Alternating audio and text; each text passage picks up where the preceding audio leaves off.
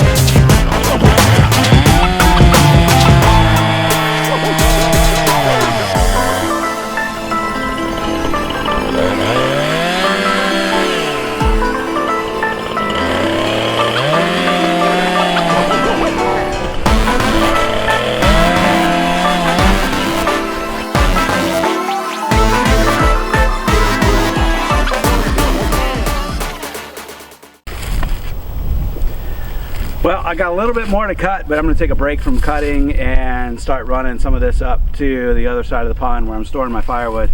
So I'm just going to use the carry-all here. I can stack up quite a few rounds in that. I'll throw a few rounds in the bucket as well. And I might have enough here for 2 loads. We'll see how it goes.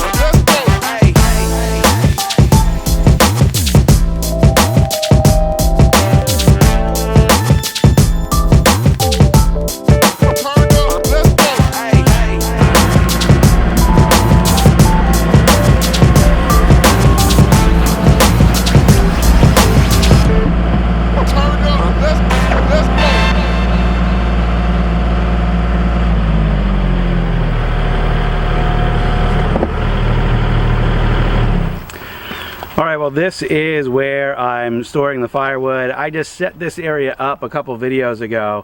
So prior to that, I didn't have any real organized firewood storage here on the property. And just over to my side, I'll show you in a second, we've got a big fire pit that we use when we have events or gatherings here at the farm. And even when it's warm out, we'll just light a fire to roast marshmallows or whatever. So this is not firewood to heat with. So you guys might be wondering, you know, this is all pine, you probably noticed. I am not too concerned about the quality of this firewood because we're using it all outdoors, all for campfires, bonfires, and that kind of thing. So that is why we're burning pretty much whatever we can. So I've got up there some gum and poplar and soft maple and pine, and we've got a lot of that kind of stuff around the property that I want to clean up, and that's the kind of stuff for the most part that we're going to be using as firewood. There are some oaks. We've got a lot of oaks actually, and unless an oak looks really unhealthy or it needs to be cleared out in order to create some space kind of in our woods, for the most part, I'm not really taking down any oaks. So I'm only going to take down, you know, dead or diseased oaks for the most part. So the bulk of what we'll see out here is some kind of softwood that's not the best firewood for heating, and I realize that. But I've been watching a lot of firewood videos because I don't have a lot of history or experience in cutting down trees and gathering firewood. So I've got a lot of respect for those guys that I've seen out there in all kinds of weather conditions, gathering up firewood because you need it for your home or because you've got a firewood business. I think it's really awesome. And I've actually considered maybe setting up a firewood stand at the entrance of our property with some of the hardwood that we have gathered, but that'll probably be a next year kind of thing if I do it at all. I think it would be really cool. The area that we live in is pretty mild, and even today it's like upper 40s. There aren't that many people in the area still who heat with wood year-round. So anyway, you guys who do this for a living, or you know, you do firewood for yourself and you go through cords and cords and cords of wood every winter, I've got loads of respect for you because this is a lot of work, that's for sure. So what I'm going to do now is unload the tractor. I'm going to bring down another pallet and stack it right here where these rounds are on the ground. And next time I rent a log splitter, because I don't own one, next time I rent one, I'll just be going through all these rounds that I'm stacking up here. So that's what I'm working on next.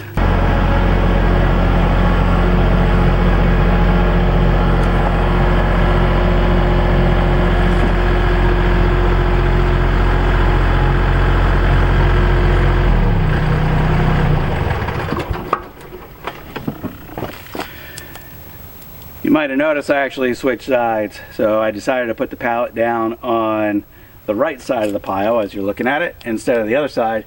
If you saw on the other side, there were a bunch of rounds already there on the ground, and I just didn't feel like moving them. So try not to move these pieces of wood more than I have to, and I already know I'm going to be moving them again when I get a splitter in here and I split all this wood. So just trying to conserve some energy, and now I'm going to put all these things down here on this side.